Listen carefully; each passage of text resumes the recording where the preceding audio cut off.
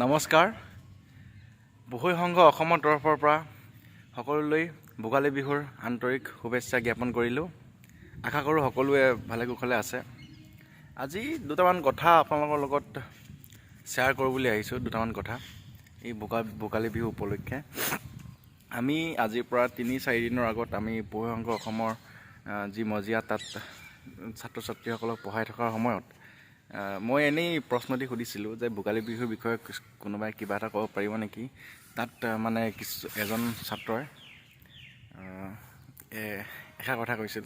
সেই কথাষাৰ সঁচাকৈ এই বিষয়টো অলপ চিন্তনীয় বিষয়ে হয়, কাৰণ আমাৰ যি নৱপ্ৰজন্ম সেইসকলে কি মতে এই ভোগালী বিহুটো চাইছে বা দেখিছে, কোনটো পৰ্যায়ত সিহঁতে দেখি আছে। সি কৈ গৈছে আটাইখিনি কথা ক'লে সি যেতিয়া ভেলাঘৰৰ বিষয়ে কৈ আছে, ভেলাঘৰৰ বিষয়ে কওঁতে সি কৈছে আমি ভেলাঘৰটো বনাওঁ, ভেলাঘৰটোৰ ভিতৰত আমি মানে মানুহে তাছ খেলে, প্লাছ আৰু কৈছে যে মেজি বনাওঁ, মেজি খৰিৰ কাৰণে আমি গৈ এখন কাগজ লিখোঁ, কাগজ লিখি আমি বাগানত জমা দিওঁ, বাগানৰ পৰা আমি গছ পাওঁ। তো এইবিলাক কিছুমান মনোভাৱ মনত সোমাই গৈছে। মানে সিহঁতে এই দৃষ্টিভংগীৰে বিহুটো দেখি আছে যে এইমতেই বিহুটো উদযাপন কৰিব পাৰি।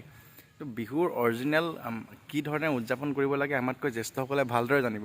এনেদৰে চলি থাকে তেনেহ'লে আমাৰ বিহুৰ অস্তিত্ব নোহোৱা হ'ব, কাৰণ নৱপ্ৰজন্মই বিহু নেক্সট প্ৰজন্মই যদি বিহু পাতিব লাগে সিহঁতে এই ধৰণেই পাতিব লাগে বুলি যিহেতু শিকি আছে, সিহঁতে এই ধৰণেকেই যাব। মানে বিহু মানে এই বুলি শিকি আছে। এয়া আমাৰ জ্যেষ্ঠসকল বুলি নহয়, আমাৰ সকলোৰে দায়িত্ব এটা বিহুখন আমি ভালদৰে উদযাপন কৰোঁ।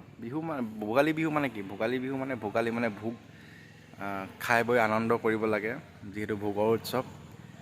তাৰ লগতে আমাৰ যি ৰীতি নীতি, আমাৰ উৎসৱ যিদৰে পালন কৰি আমাৰ এই ভোগালী বিহু উৎসৱটি কিদৰে পালন কৰিব লাগে তাৰ এটা শুদ্ধ দৃষ্টিভংগী যাতে আমি আমাৰ নৱপ্ৰজন্মক দিব পাৰোঁ, তাৰ কাৰণে আমি চেষ্টা কৰিব লাগে।